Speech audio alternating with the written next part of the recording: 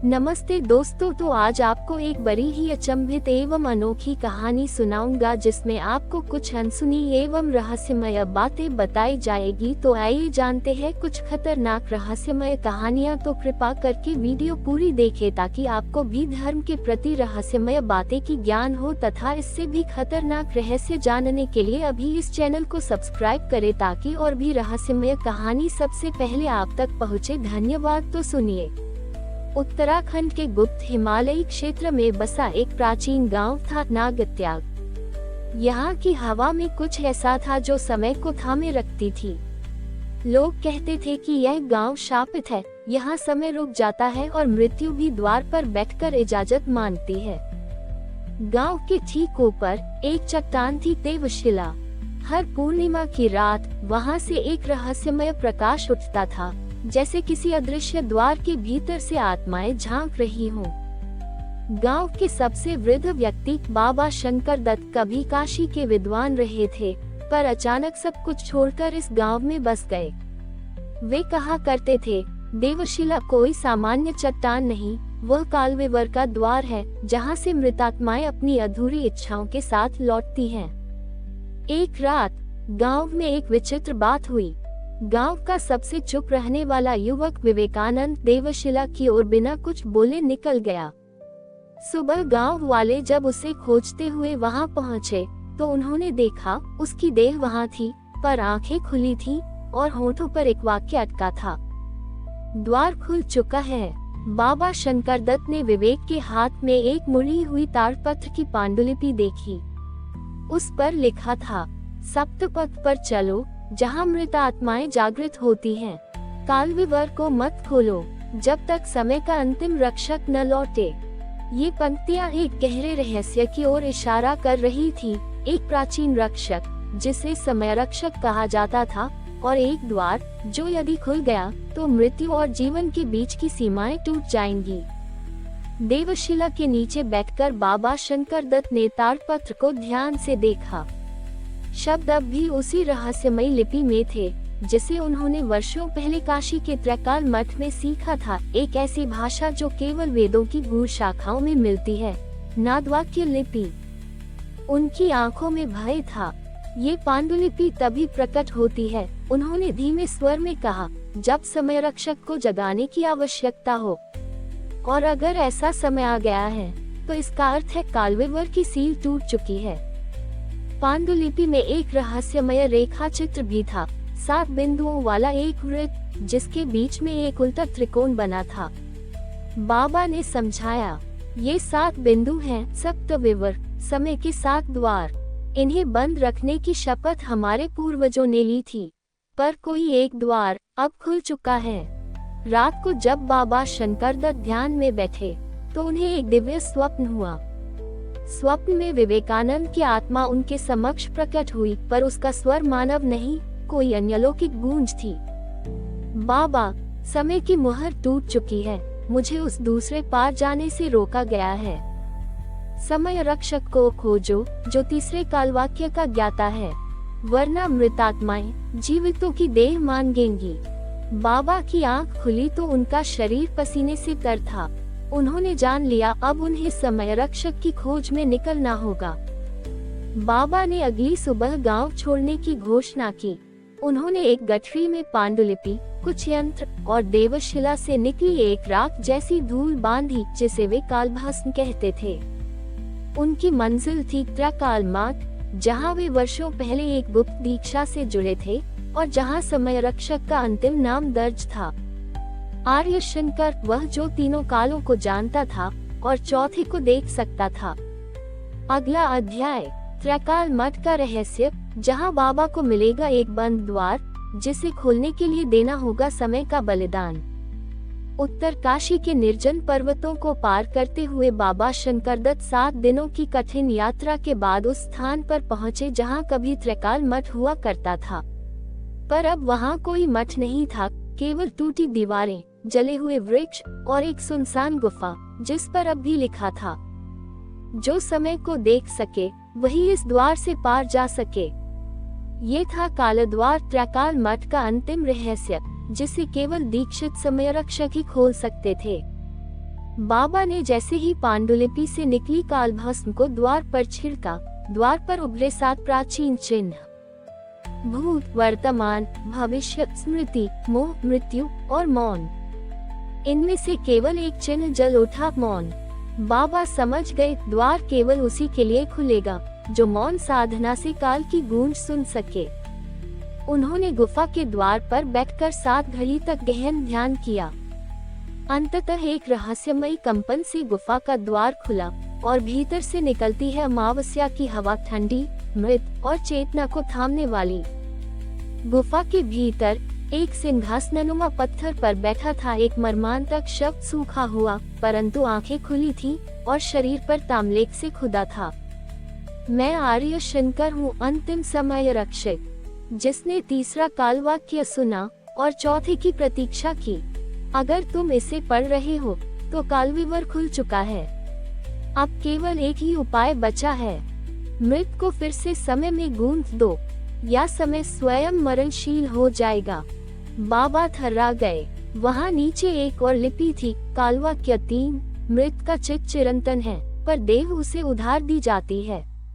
वह देह जब छिने तो आत्मा नया द्वार मांगेगी। उस द्वार को तुम बंद रखो जब तक शून्यवाणी न बोले। बाबा शंकरदत्त की आंखों में भय नहीं, अब प्रश्न था, शून्यवाणी वो क्या है? कौन बोलेगा इसे और कैसे रोका जाए उस द्वार को जो अब खुल चुका है? गुफा की दीवार पर अंतिम वाक्य उभरा, जैसे किसी अदृश्य ऊर्जा ने उसे लिखा हो। जब देवशिला बोले और मृत चलते हुए आए, तब जानो शून्यवाणी जाग चुकी है। बाबा शंकरदत्त ने जैसे ही समय रक्षक आर्य शंकर की समाधि से बाहर कदम रखा, एक तीव्र सिरशूल उनके मस्तिष्क में गूंजा। हवा में एक कंपन था जो केवल अनुभूत किया जा सकता था, जैसे समय पीछे सरक रहा हो। उनके सामने आकाश में काले बादल बिना वर्षा के इकट्ठे होने लगे और उसी क्षण देवशिला की ओर से एक रहस्यमय ध्वनि गूंजी, तुम समय को रोक नहीं सकते, लेकिन समय तुमसे बदला ले सकता है। नागत्याग गांव में विचित्र घटनाएं घटने लगी। एक बच्चा जो एक दिन पहले जन्मा था, अब गर्भ में लौट रहा था। सूखे वृक्ष फिर से हरे हो रहे थे, पर उल्टी दिशा में, जैसे हर पत्ता लौट रहा हो अपनी जड़ की ओर। सबसे भयावह दृश्य था, विवेकानंद का शव चलने लगा, पर उसका चेहरा पीछे था। गांव के लोग भयभीत होकर बाबा को ढूंढने लगे और जब बाबा वापस गांव पहुंचे, उन्होंने देखा देवशिला से एक धुआं उठ रहा था जो मानव आकृति में आकार ले रहा था। रात्रि के तीसरे प्रहर में पूरा गांव सुनसान हो गया।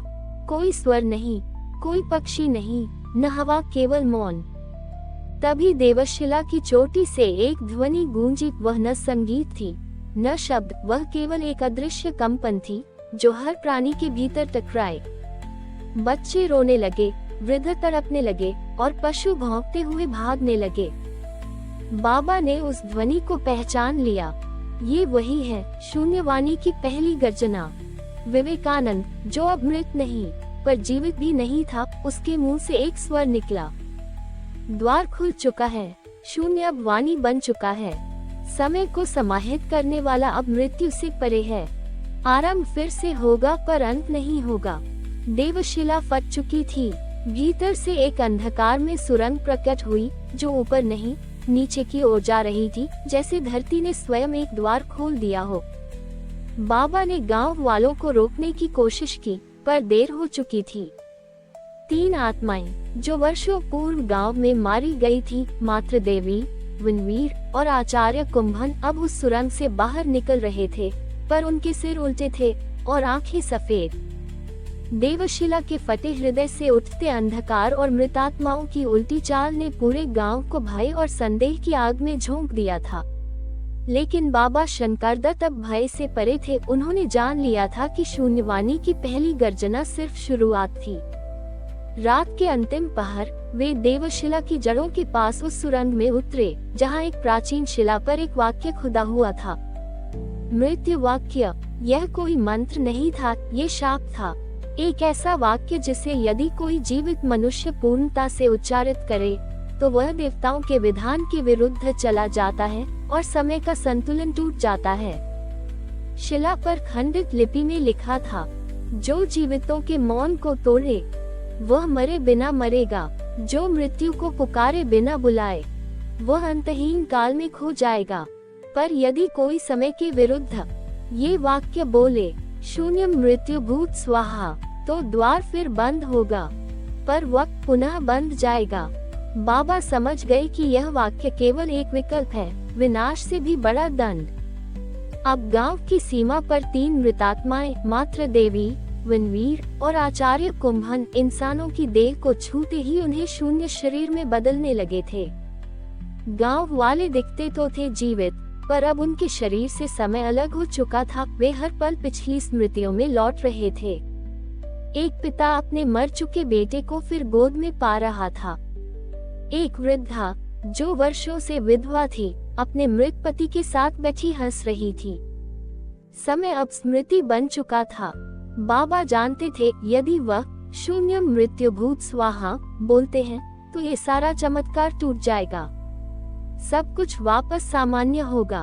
पर उन सब की खुशियाँ जो मृतकों को फिर पा चुके थे छिन जाएंगी। पर यदि वह नहीं बोलते तो समय पूरी तरह उलझ जाएगा और शाश्वत मृत्यु का युग शुरू होगा। देवशिला पर प्रकाश हुआ। एक स्त्री आकृति कालप्रिया प्रकट हुई, जो समय की देवी कही जाती है। उसके हाथ में था एक तराजू, एक पलड़े में मृत्यु वाक्य और दूसरे में मानवता की स्मृति।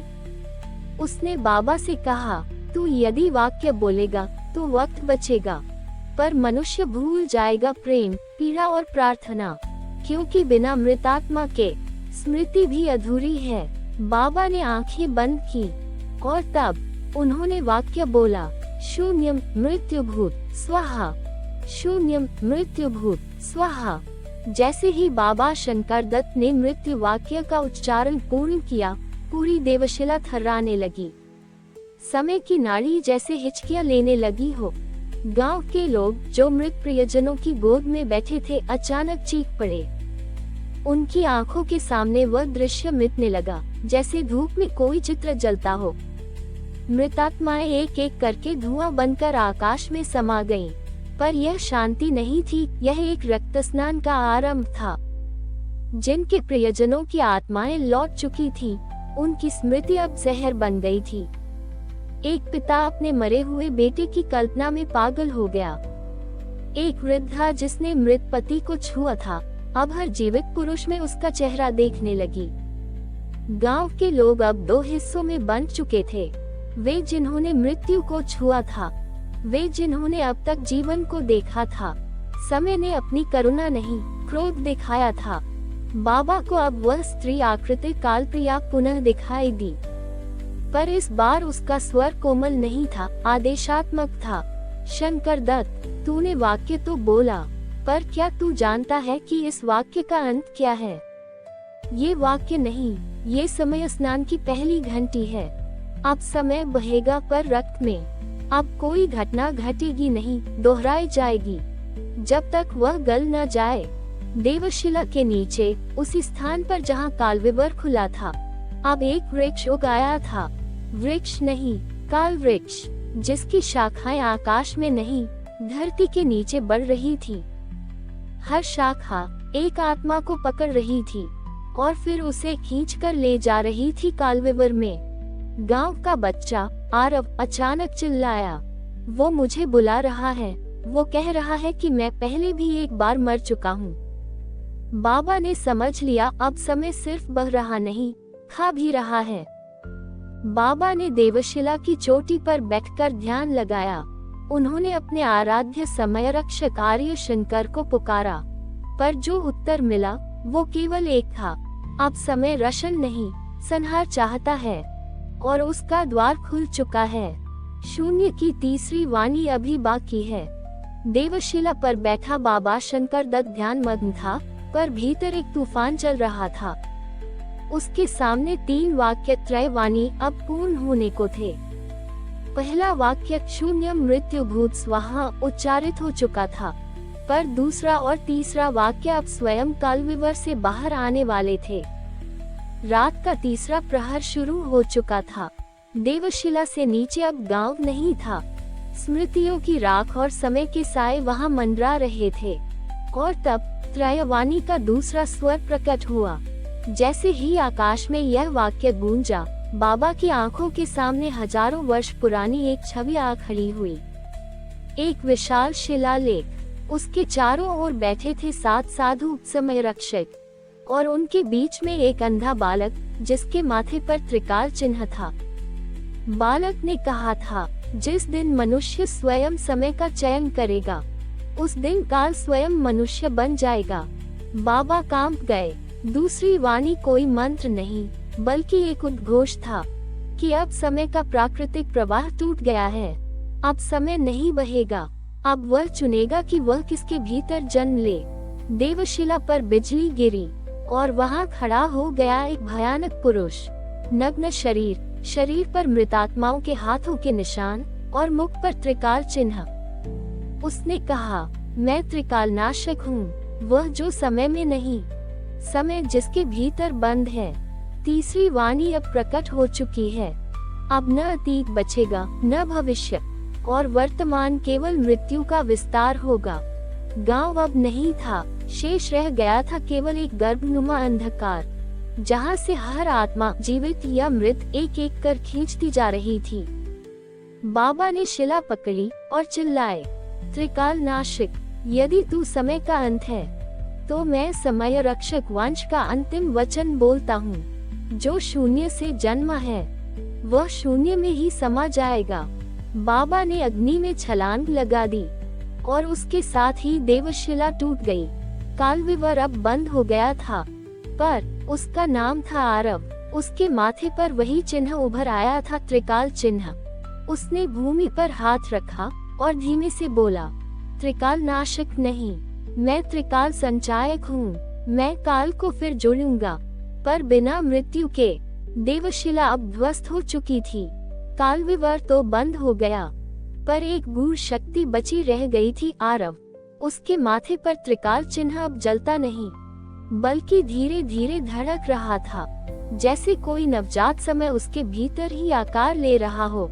आरव ने गांव की राख उठाई और अपनी आंखें मूंद ली, और तभी उसके भीतर पुरानी स्मृतियां जागी। वह साधु, वह बालक, वह त्रिकाल नाशक, सब कुछ वह स्वयं था। उसने देखा, एक युग पूर्व वह स्वयं समय रक्षक वंश का अंतिम सूत्रधारी था, जिसे कालविवर में समाहित कर दिया गया था। अब उसका पुनर्जन्म उसी स्थान पर हुआ था, क्योंकि काल को एक नव संचायक की आवश्यकता थी। देवशिला की राख पर आरव ने 3 चिन्ह बनाए, 1 अतीत, 2 भविष्य, 3 वर्तमान। इन तीनों को जोड़ते ही भूमि कंपन करने लगी, पर इस बार कोई विकृति नहीं, कोई मृत्यु नहीं, बल्कि एक श्वेत प्रकाश की रेखा पृथ्वी में से ऊपर उठी। मैं समय को फिर एक सूत्र करता हूँ, आरव ने कहा। अब कोई समय का स्वामी नहीं होगा, न त्रिकाल नाशक, न समय रक्षक। अब समय स्वयं साक्षी रहेगा, शुद्ध और निर्लिप्त। गांव फिर से होगा। पेड़, मकान, लोग पर सब नवीन थे, बिना पुरानी स्मृति, बिना मृत्युग्रस्त भय के। आरव अकेला रह गया, एक शांत साधु के रूप में, जो देवशिला के स्थान पर बनी एक कालधारा के किनारे बैठा रहता है। जो भी उसकी ओर जाता है, उससे वह केवल एक वाक्य कहता है। जो समय को थामे, वह स्वयं थमता है। जो समय को बहने दे, वह अमर हो जाता है। पर कहते हैं, यदि कोई रात के तीसरे प्रहर देवशिला के स्थान पर जाकर 3 वाक्य बोले, शून्यम मृत्यु भूत स्वाहा का प्रच्छिन्न गृह्यते, न भूतो न भविष्यति, तो कालविवर फिर से खुल सकता है। लेकिन अब कोई त्रिकाल नाशक नहीं आएगा, अब कोई आरव भी नहीं आएगा। अब यदि वो खुला, तो समय स्वयं आपको ही अपना घर बना लेगा। समय बीत गया, देवशिला अब इतिहास है, और आरव एक गाथा जिसे कोई नहीं जानता, सिवाय उन आत्माओं के जो मृत्यु के बाद भी समय की धारा में बहते रहते हैं। शिला पर अंकित 3 शब्द अब भी वहाँ हैं, धुंधले, परमित, शून्य, काल, साक्षी। और जब भी रात की नीरवता में हवा थमती है तो कोई स्वर कानों में पड़ता है, बहुत धीमे, बहुत भीतर से। कालविवर बंद है, पर समय अभी जाग रहा है। हमारी और भी आध्यात्मिक एवं अनोखी कहानियाँ देखने के लिए हमारे चैनल पर जाएं तथा धार्मिक एवं पौराणिक और भी रोचक भरी कहानियाँ हमारे चैनल पर है। कृपया जाके देखें तथा हमारे चैनल को सब्सक्राइब करके रखें तथा वीडियो अच्छा लगे तो लाइक जरूर करें। धन्यवाद।